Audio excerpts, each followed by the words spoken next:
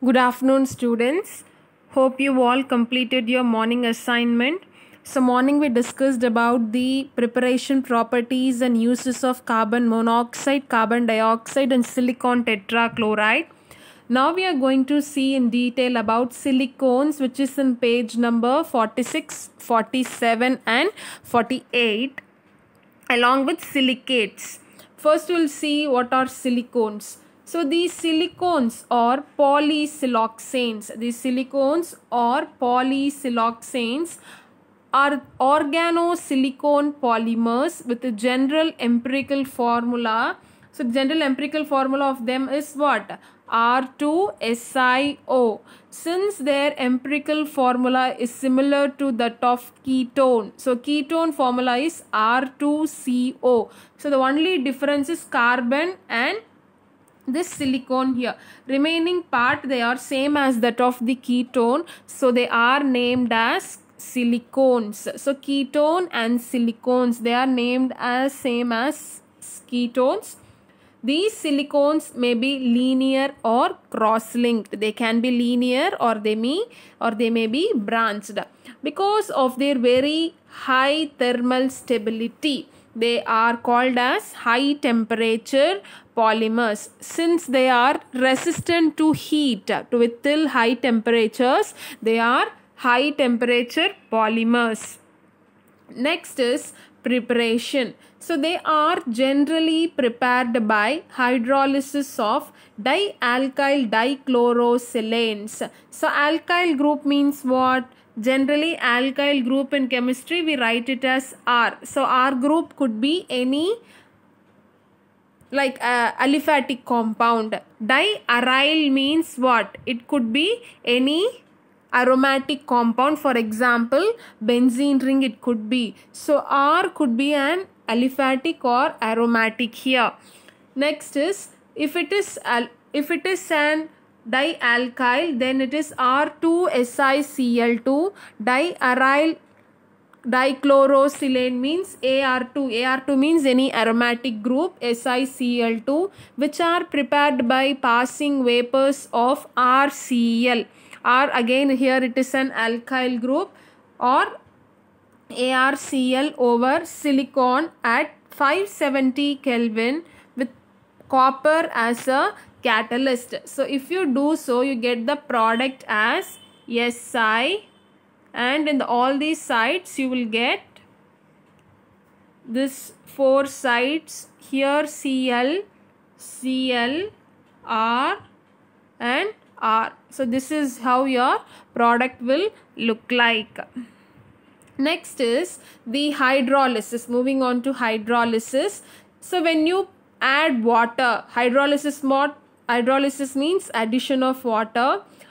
See, the hydrolysis of monoalkyl chlorosilanes or SiCl3 yield to a very complex cross-linked polymer. So when you react water with RSiCl3, you will get a very complex structure, and these linear silicones can be converted into cyclic or ring silicones when water molecules are removed in the terminal space. So here how it is done means, I will show you now. So first you have to take one unit of this dialkyl dichlorosilane. Here we obtained dialkyl.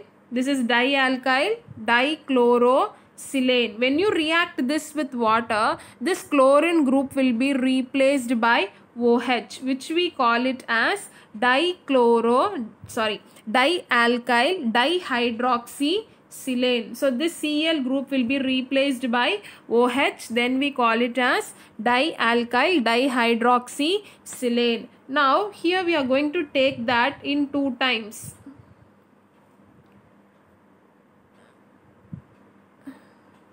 Now listen. So we are going to take it 2 times of dialkyl dihydroxysilanes. So in center you will be having silicon. 2 molecules we are going to take On all the four sides you will have dialkyl group,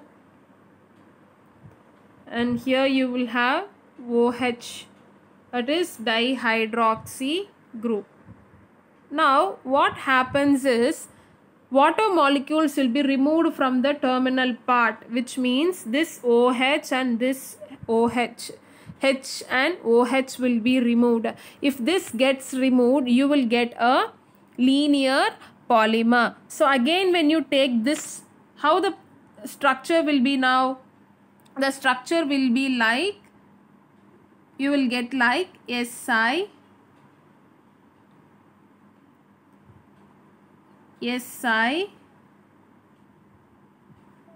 here only O is left out, so O, again Si, then this side OH, again this side OH, remaining the R groups will be coming here.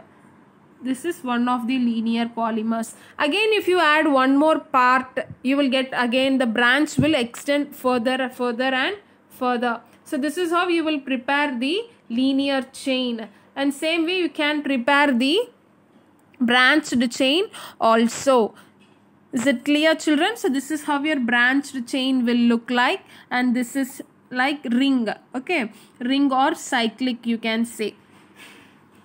Next is we are moving on to types of silicones. So they are obtained by the hydrolysis and subsequent condensation of dialkyl or diaryl silicon chlorides. So first they will be doing hydrolysis, further they will do condensation. So in that itself we have two types. One is silicone rubber, the other one is silicone resins. How these silicone rubbers are prepared? These silicones are prepared by bridging together by methylene or similar groups. Silicone resins. Resins means they are a gum-like material, which like paste-like material you can say. They are obtained by blending silicones, that is mixing silicones with organic resins such as acrylic esters. Next we have is cyclic silicones. They can be obtained by the hydrolysis of dialkyl dichlorosilanes, that is R2SiCl2. Cross-linked silicones are obtained by, already I have told you, it is prepared from RSiCl3.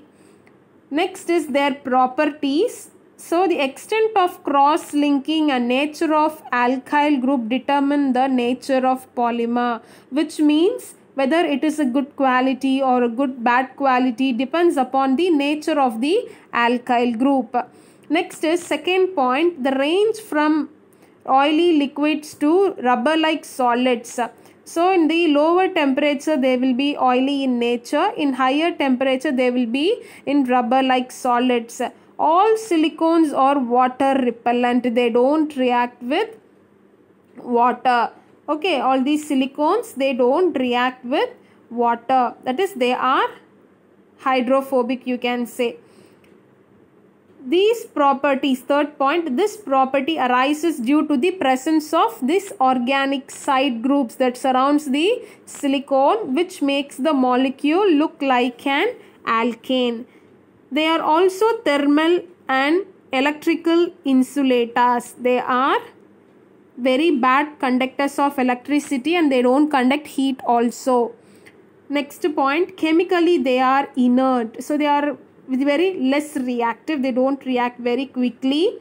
Lower silicones or oily liquids I have already told you, whereas higher silicones with long chains, they are waxy solids, and the viscosity of silicone oil remains constant and doesn't change with the temperature, and they don't thicken during winter, which means whether it is a higher temperature or lower temperature, it doesn't matter. The viscosity of the oil, that is silicone oil, remains the constant. For example, if you take this coconut oil during winter season in other states and all, it will get solidified. But this silicone oil does not do so at any temperature. Next, moving on to the uses. Silicones are used for low temperature lubrication and vacuum pumps. So at low temperature they are as oil, so that is why they are used for lubrication, and at high temperature in oil bath. Like silicone oil and all, they will be used as an oil bath. Like water bath, we have no, what is water bath? With the help of water heat, as you heat the water, that heat will be used for reacting the chemicals. So here the oil bath means while heating the oil at high temperature, because water you can heat till 100 degrees Celsius only, but more than that if you want to go for temperatures for your chemical reaction means, then you can use this silicone oil for oil bath. Second point, they are used for making waterproofing clothes. Since they are water repellent, they can be used for waterproofing clothes. They are used as insulating material in electrical motors and other appliances. They are insulators, so that is why they are used in electrical motors and appliances. They are mixed with paints and enamels to make them resistant towards high temperature, sunlight, dampness and chemicals. So they are mixed with paints and enamels because they are resistant towards what? They are resistant to higher temperatures. No, so this will protect the nature of the paints and enamels. Next we are moving on to silicates.